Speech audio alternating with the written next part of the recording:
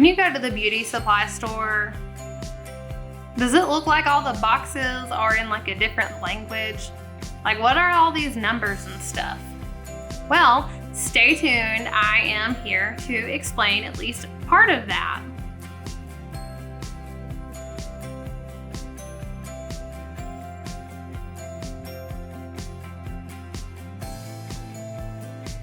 What's up, y'all, and welcome to Home Hair Academy on The Real Ray with me, Ray.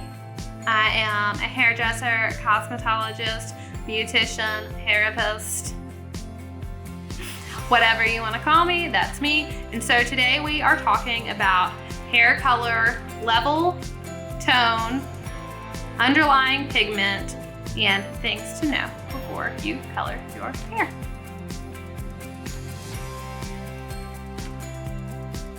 All right, so let's start with a couple of keywords here.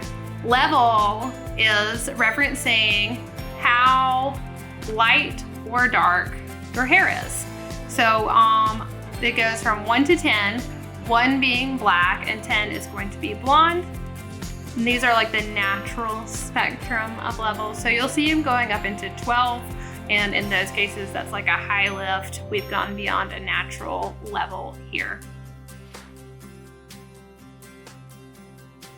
Then we've got tone, which is going to be the balance of color and the raw feel.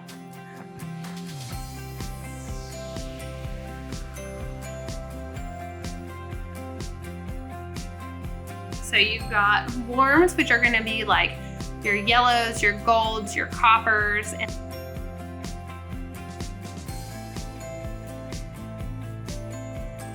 then cool is going to be blues and greens and sort of violet. Violet's a tricky one because, as you know, violet is made from red and blue, which are opposites of one another, but most of the time I feel like violet ends up looking cooler.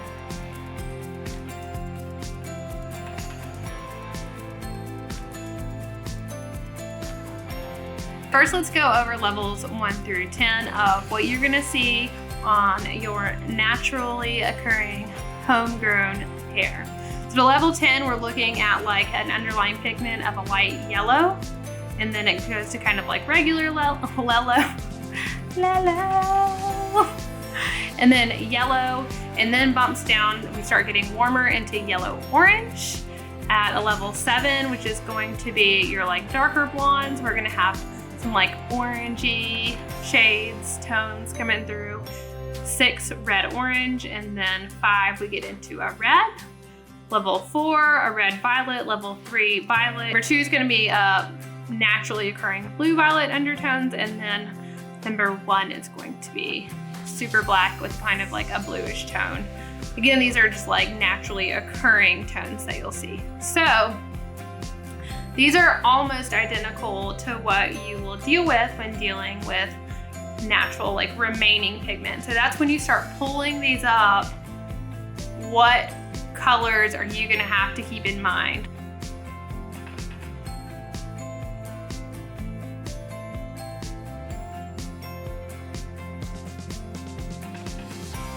Ten to 5 are exactly the same. So when you lift up to 10, you're gonna have a pale yellow, a 9, a lighter yellow, an 8, a yellow orange, a 7, an orange, 6, red orange. I personally think a 6 is more red than red orange, but nobody asked me.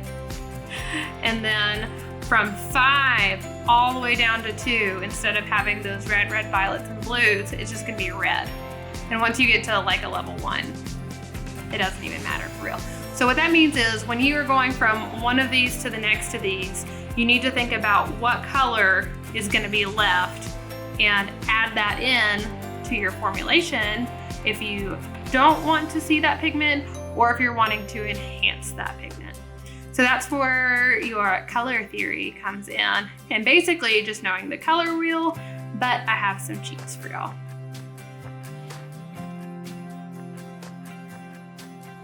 They will either cancel each other out or you can enhance them by putting them next to each other. Just remember the following things.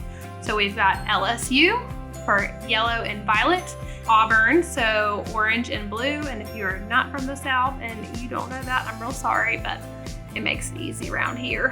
When you're dealing with orange colors, you can cancel them out with blue tones. And then Christmas and green. And if you are somebody who hates seeing any red in your hair and you are more in that like brown range, then you'll want to make sure and put something with greens in it. When you're picking a toner to get your blonde that you've lifted to be the right color, please keep this in mind. You need to figure out what you've lifted to before you can pick an appropriate toner. So once it's lifted, you need to look at it and see if it's more like my color shirt or if it's more of like a yellow, because if it is more yellow and you put a blue toner on it, it's gonna turn green and you're gonna be real sad about your green hair and be real confused. And then you're gonna think back to this moment and remember that you should have waited to pick your toner to see where it lifted to. We'll cover more of this later, but in the meantime, if you are somebody that's already at this stage and about to go buy a bunch of stuff, if you're buying toners ahead of time, make sure that you have one covered for if your hair lifts to an orangey color and one purchase for if it lifts to like a yellow or light yellow. Because if you don't have the right one, it will not work. That sums up today's identifying your hair video. You should know so much about your hair now. We've covered like density and texture and porosity, elasticity, color. I'm probably forgetting something, but if you missed any of those videos, go check them out. They are all on this playlist. And we'll be jumping into different types of hair color next week, and then some more formulating. All right, y'all, have an amazing day, and make sure if you're enjoying my videos that you're hitting the like button and subscribing. And if you haven't hit that bell, make sure to do that so you don't miss any of my content. Thank you for watching, and go out there and be beautiful and feel beautiful.